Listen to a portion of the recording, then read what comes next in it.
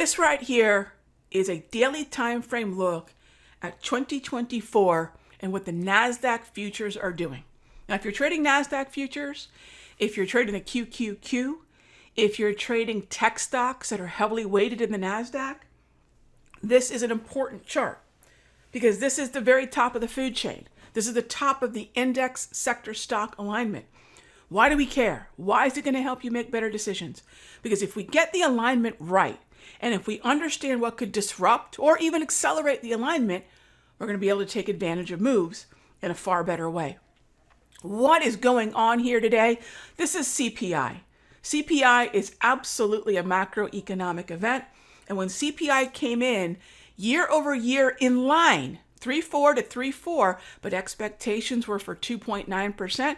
There's a tantrum to be thrown because not only did inflation not tick lower, expectations for the eventual, and they are eventual, Fed funds cut, right? The rate cuts coming from the FOMC, they're getting pushed out. Instead of March or May, now it's May or June. And the stock market is very temperamental. It's very impatient. It's like a 3-year-old. There has to be a tantrum, and you're looking at that right now. But the takeaway is what? Has the tantrum changed the bullishness? It has not. So this is still very much by the stinking dip, right? This is still very much by the dip. The question becomes, where is the dip? Is it the daily price movement range, or is it here, the wave? Either way, right? Either way, we know that we're going to be looking for a long position.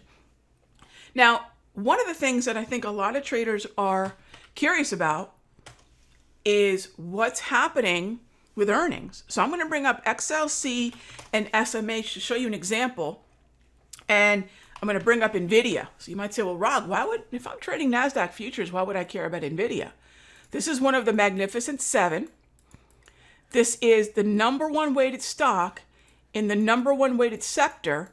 SMH absolutely influences what goes on in the NASDAQ, right? So this stock matters, and therefore the earnings could be a catalyst for more movement. Then the question becomes, what kind of movement?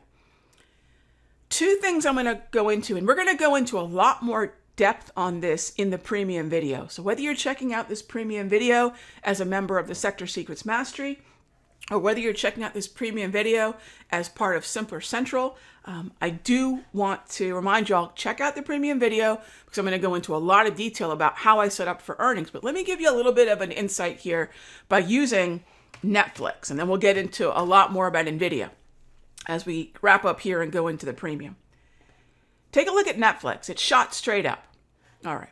Was Netflix generally bullish? Yes, it's been above the 200 exponential moving average. I like to use a 200 propulsion tool, which is a moving average cross tool. It's above it, so we're in the bullish hemisphere. I'm more or less bullish. We had earnings here. Well, if I were to go back 4 to 6 weeks, that puts me looking at long positions in Netflix going back to, let's go here, about the early part, second week, end of the first week of December. So when we have opportunities to buy NVIDIA, we do so at the daily price movement range. So if this is the earnings date, go back 4 to 6 weeks and do most of your buying in the daily price movement range, right, before earnings. And when we have trends, take advantage of it. When we have oversold neutral environments, use an oscillator to help you find what those oversold levels are, right? So that's just a general view of what's going on. And the move was higher, right? Now, a lot of folks ask me, Rog, how do we know if the move's going to be higher or lower? Well, first of all, we don't. Yes? But there are a couple places that I teach folks to look. And that is, oh, you know what? While I'm at it, let me show you all this here real quick. simplertrading.com/becoming consistent. If this kind of analysis and the setups that I'm talking about are resonating, or you're thinking, yeah, Rog, I did not have 20 trades in January. We had a 16 win, 4 loss. I believe that was what it was that we went into February with. If you're not getting the activity or the follow through you're looking for, definitely come check out this webinar. This webinar is for a trial that we have in the mastery. It's a $7 trial. come with a 5 and 2 1s. That's all, if anything, you're going to need. Okay. So let's get on over to how I measure what's going on under the hood. Let's start with Netflix. This is how I look at the way in which follow through can happen. We just had the fourth quarter 2023 earnings, and you might look at the earnings per share. Very disappointing. What accounted for that gap up? Let's take a look at revenue. This is what's interesting, and this is what everyone needs to realize.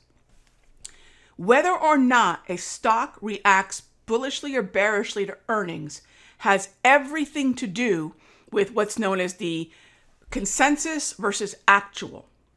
Consensus is what we price in, right? Wall Street has their consensus, traders have their consensus or whisper number, whatever you want to call it, right? When the actual is greater or less than what we expected, which is the consensus, there is a move, and revenue was obviously higher than what was expected. Boom, there's the gap up in Netflix. And so do you think we can guess at what that's going to be? Not really, right? So the better way to trade earnings are the 4 to 6 weeks in front of the date, then make a decision as to whether you want to hold a smaller part of that position through earnings or not. Now, why do we care for NASDAQ futures traders? Because earnings that we already had in Netflix, earnings that we're going to have in NVDA are very, very heavily weighted. This is one of the Magnificent Seven stocks. It's the number one weighted sector, number one weighted stock in the number one sector in the market. SMH is the hottest sector, and we're talking about earnings in the hottest stock. Absolutely, it's going to affect the NASDAQ. So we have to be aware of these things. We'll get into how I'm going to look at NVIDIA and the premium NVIDIA and what levels I could present in NASDAQ, but this is how we want to look at it, right? So Netflix is a good example of looking at earnings per share and revenue and the trend and the bullishness that preceded it. Same thing goes with the NASDAQ. We do not want to guess at what that result is going to be. The smoother seas are in the weeks preceding, right? But if you're wondering, why does it gap like that? Because there's a surprise, right? There's a surprise. So we'll talk about what's being baked into the cake. In NVIDIA, I'll give you those numbers here. We're about 8 days out, and then what that impact can be on the semiconductors and on the NASDAQ. And I will see you all on Thursday at 8 p.m.